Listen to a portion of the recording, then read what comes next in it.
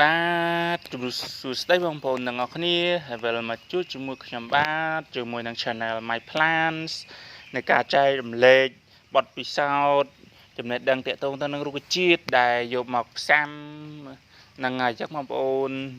មករលេចជាមួយរុក្ខជាតិមួយនេះមូលហេតុអីបានបងប្អូនថាឃើញពណ៌វារាងប្រាក់មួយទៀតពណ៌បៃតងបងប្អូនពិតជាឆ្ងល់ហើយតែមូលហេតុអីទេ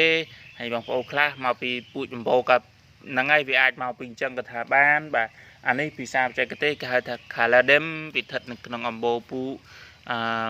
Caladium អាពូគិញគូឬក៏ប្រទេសអាទិត្យអីហ្នឹងណាអំបូរវាពួកហ្នឹងឯងបាទ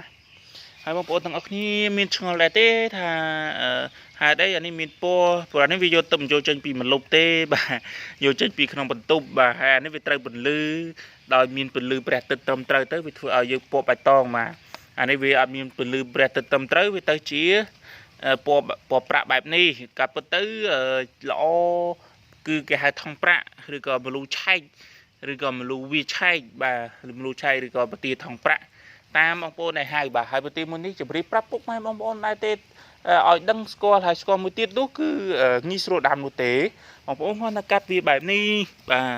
ទបងប្អូនកាត់យកបន្តវាបែបនេះនេះយកទៅដាក់ទឹកកដោះដែរហើយយកទៅដាក់ដីជាតិជីដីដែលមានផែងកាមដូចជាមួយដីសកៃដូងក៏បានហើយដាក់ទឹកដោតវាដាក់ក្នុងដបក៏បានដែរក្នុងកែវក៏បានដោតដូចដើមឫស្សីក៏បានដែរបាទងាយស្រួលនោះទេបាទប្រទាលនេះស្ថិតនៅក្នុងប្រទាលដែលគេនិយមខ្លាំងដែរហើយតម្លៃលើទីផ្សារក៏មានតម្លៃថ្លៃដែរបាទក្នុង1គីឡូចាប់ពី5រៀលអីដែរបាទហ្នឹងហើយ5រៀលឡើងទៅដែរបងប្អូនទាំងអស់គ្នាបាទដោយសារតែខ្ញុំចង់បង្ហាញរុក្ខជាតិទីបើអញ្ចឹងបងប្អូនទាំងអស់គ្នាបើសិនជាបងប្អូនចង់មើលវីដេអូខ្ញុំបាទតេតងនឹងរុក្ខជាតិហើយនឹងប្រទាលផ្សេងនោះបងប្អូនអាចចុចជីវឬក៏ Subscribe ម្នាក់មួយណា Subscribe ទៅដើម្បីទទួលបាននៅវីដេអូប្រចាំថ្ងៃពីខ្ញុំបាទតេតងនឹងប្រទាលបាទ Caladium បាទ don't forget to subscribe my channel to get more video that I upload. You will see first the other and easy, but today just introduce one plant that called Caladium, the kind of Caladium. The someone that anybody they think they ask me why is the same color. You look like the same leaf, the same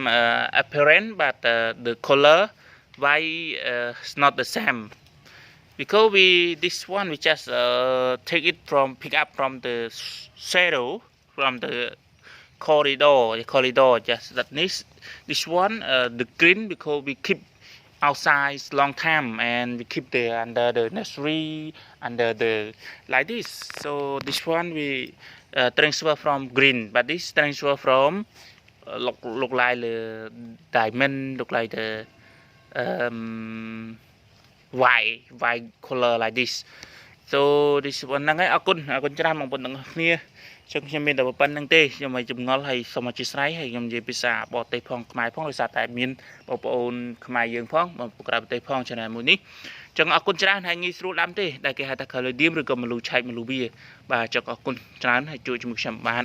នៅវីដេអូក្រោយៗទៀតបាទជម្រាបលាបងប្អូនទាំងអស់គ្នាបាទ